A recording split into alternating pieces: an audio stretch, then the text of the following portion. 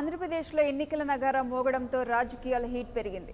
వలసల పరంపర కొనసాగుతోంది. వేల సంఖ్యలో అభిమానులు జనసేనలో జాయిన్ అయ్యారు.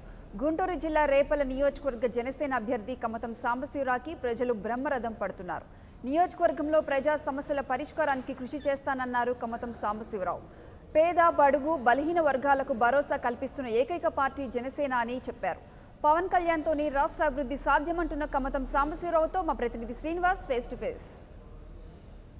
ఆంధ్రప్రదేశ్లో ఎన్నికల నగరం ముగిన తర్వాత రాజకీయ పార్టీలు ప్రచారం జోరు పెంచాయి. నామినేషన్లు పూర్తి చేసుకొని అభ్యర్థులు ఖరారు కావడంతో గెలుపు దిశగా అందరూ పరుగెడుతున్నారు. గుంటూరు జిల్లా రేపల్లి నియోజకవర్గంలో జనసేన పార్టీ అభ్యర్థిగా సీనియర్ కమతం సాంబశివరావు గారిని జనసేన పార్టీ అధినేత పవన్ కళ్యాణ్ ప్రకటించారు. కమతం సాంబశివరావు గారు మనతో ఉన్నారు. సార్, మీకు సీటు కేటాయించిన పట్ల మీరు ఎలా ఫీల్ అవుతున్నారు? చాలా సంతోషకరమైనటువంటి పరిస్థితి అది. మమ్మల్ని నన్ను నా అర్ధాంగిని పిలిచి పవన్ కళ్యాణ్ గారు మీరు రేపల్లికి పోటీ చేయమని చెప్పి అడిగినప్పుడు చాలా సంతోషకరమైనటువంటి వాతావరణం అలముకుంది. అయితే మేము సీట్ అనేది కాదు కానీ పనిచేసుకుంటా వచ్చాం. గత 6 మాసాలుగా పనిచేసుకుంటా వచ్చాం. వారు గమనించి మాకు పోటీ చేయమన్నందుకు, మాకు సీటు కేటాయించినందుకు వారికి కృతజ్ఞతలు. రేపల్లి నియోజకవర్గంలో మాజీ మంత్రులు, అదేవిధంగా వంశపారంపర్యంగా 2 కుటుంబాల పాలన సాగుతుంది. కొత్తగా మీరు రాజకీయాల్లోకి వచ్చారు, వాళ్ళని ఏ విధంగా ఎదుర్కొంటారు? ఇక్కడ పార్టీ ప్రణాళిక, ముఖ్యంగా పవన్ కళ్యాణ్ గారు ఆయన ఆశయాలు, ఆయన సిద్ధాంతాలు, ఇవి చాలా ఇంపార్టెంట్ అండి. ప్రజల సామాన్య జనంలోకి ఈ సిద్ధాంతాలని తీసుకెళ్లడం జరిగింది.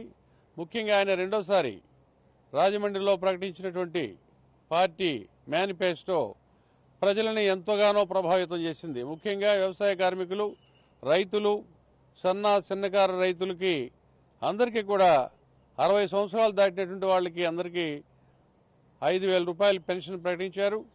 ముఖ్యంగా మహిళలకి గ్యాస్ సిలిండర్ ప్రతి నెల ఉచితంగా ప్రకటించి ఉన్నారు. ప్రజలలో జనసేన పార్టీకి ఎటువంటి స్పందన వస్తుంది? మీరు ప్రచారంలో అనూహ్యమైనటువంటి స్పందన వస్తుందండి. మీకు చెబితే ఆశ్చర్యకరంగా ఉంటుంది. ఇదిగో ఈ రోజు జాయిన్ అవడానికి నిన్న 300 మంది పైగా వివిధ పార్టీల్లో పనిచేసినటువంటి కార్యకర్తలు కానీ, నాయకులు కానీ వచ్చి జాయిన్ అయ్యారు. ఈరోజు 400కు పైగా మంది జాయిన్ అవడానికి ఉన్నారు. రేపు 1000 మందికి పైగా జాయిన్ అవుతారు.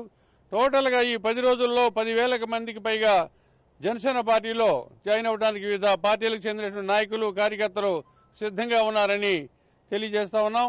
ఇది ఎందుకంటే శుభపరిణామం.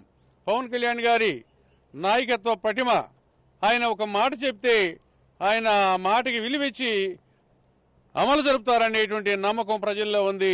ప్రజలు దీనికోసమే వెయిట్ చేస్తున్నారు. తప్పనిసరిగా ఈ నియోజకవర్గంలో అత్యధిక మెజారిటీతో గెలుపొంది పవన్ కళ్యాణ్ గారికి బహుమతిగా ఇస్తామని తెలియజేస్తా ఉన్నాను. ప్రజా సమస్యల పరిష్కారానికి జనసేన పార్టీ మార్గం చూపుతారు. ప్రజలంతా జనసేన పార్టీ అంటే నడిచి రేపల్లిలో ఘన విజయం సాధించాలని కోరుతున్నారు.